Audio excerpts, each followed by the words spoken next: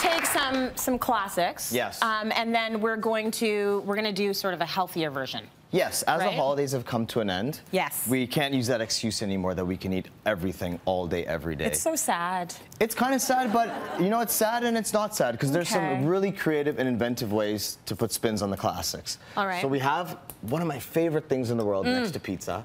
Yeah. Is spaghetti and meatballs, okay? So regular pasta, and then we just top that. So what we're gonna do today is I'm gonna get you to spiralize some zucchini. Nice. Now you could spiralize carrots, you can spiralize beets, there's many different things you can do, but zucchini is kind of trending, it's very popular. Yeah. But the way that we cook it today is very exciting. Okay. So do you all want we me to is, do it? Yeah, so all we do is trim the, I'll just get you to stop, just to show. Cut it out? Yeah, so all we do is we just trim two sides and then Yeah. we pop this guy in. It looks a little dangerous, but it's not. So just keep your hands out of the way. I put my hand on top usually. Okay. And now you're spiralizing zucchini.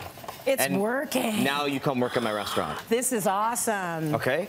While that's happening, Okay. we're gonna swap out our regular meatballs. What's another lean meat that we could use instead of using turkey? beef? How about we go ahead and use turkey? Let's That's use correct. turkey. Yes, let's use turkey, okay? Let's do it. So, I have some turkey right here. This is Okay. ground and it's lean.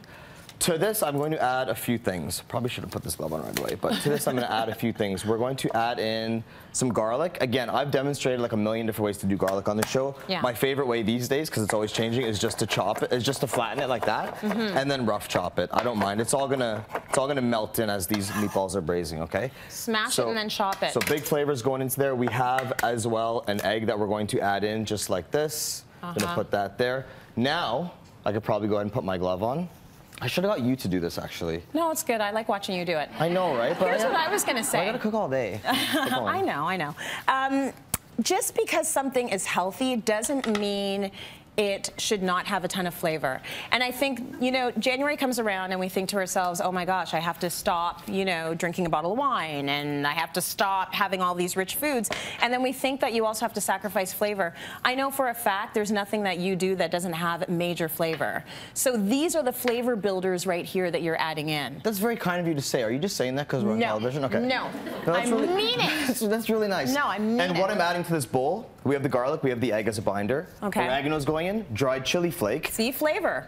Big time flavor. The key to making any meatball is what's called a panade. Do you know what a panade is? I actually don't know. Anybody know what a panade is here? Panade? No. Okay, so let me tell you what it is, okay? So it's essentially, like when I first started making meatballs many, many years ago, this is essentially just bread in milk or cream.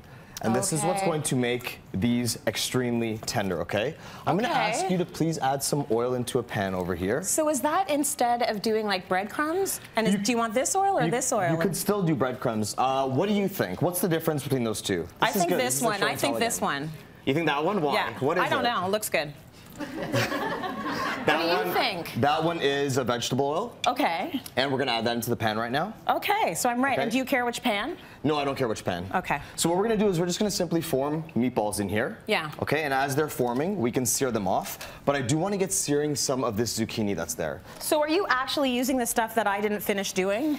Yes, I definitely am. Okay, This is then. real time. This is actually happening right now. Let me just get to work.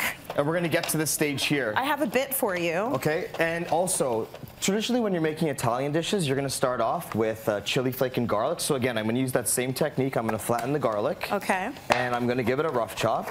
And this is gonna get added into our pan. And hopefully it makes some noise, which it is. There it's making you noise. go. It's Sometimes I add sizzling. things to the pan and it makes no noise, and I'm like, oh my God. He really hates that. I can't stand it. Okay, the zucchini's all done. Do you mind if I just do this? That's Well, all I just did it. Well, you're gonna be eating it, okay? So, Okay, good. so garlic wash goes my into the hands. pan.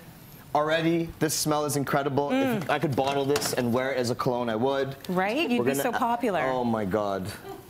All the chili flakes go into there too. I like to keep it really spicy. And then what we're gonna do is we're gonna add in, you just want this to go for a couple minutes. Okay. You'll notice every time I add something into a pan, I would always salt it. This is the one case where you do not want to salt. If you're going to be salting the zucchini, it's going to draw out a lot of that moisture, and especially if you want to be going to eat it the next day or so, you're going to be in a lot of trouble. Well, some people, I mean, I do the spiralized zucchini thing.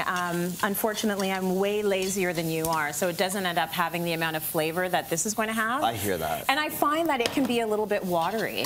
It can be a little watery. How come yours is not watery? What did you do? Use a nice zucchini, maybe that's not overripe, but I think that everyone's salts it. Like even this I did a little bit earlier. You just don't salt it and you'll be in good shape, okay? All right. So now we have our sauce over here. Yeah. So once you sear your meatballs, they can go directly into the sauce. Yep. But I just had this reheating over here. And when this gets to about maybe another minute or so, we're gonna pull this. I hate overcooked vegetables, you know that, right? I know, and if it's fresh, I mean, it doesn't need a ton. It doesn't need a ton of time in there. So you can see I was able to get color on this. Yeah. And simply we just remove it from the pan. And what I want to do now is I just simply want to top this, okay? So we have our zucchini over here. I'm going to top it with this turkey that we have now. Did you tell me what was in the sauce? The sauce is just your regular tomato sauce. Okay. My sauce is not regular, but the ingredients is like 40 things long, so I'm not going to tell you right now. Okay. But, you know, you can just start off with caramelizing some onion and some garlic and some olive oil, chili flake, finish it with basil and just some good old tomatoes. Okay. Another cool thing that you can add to this is some blistered tomatoes as well. This is going to make it look really pretty.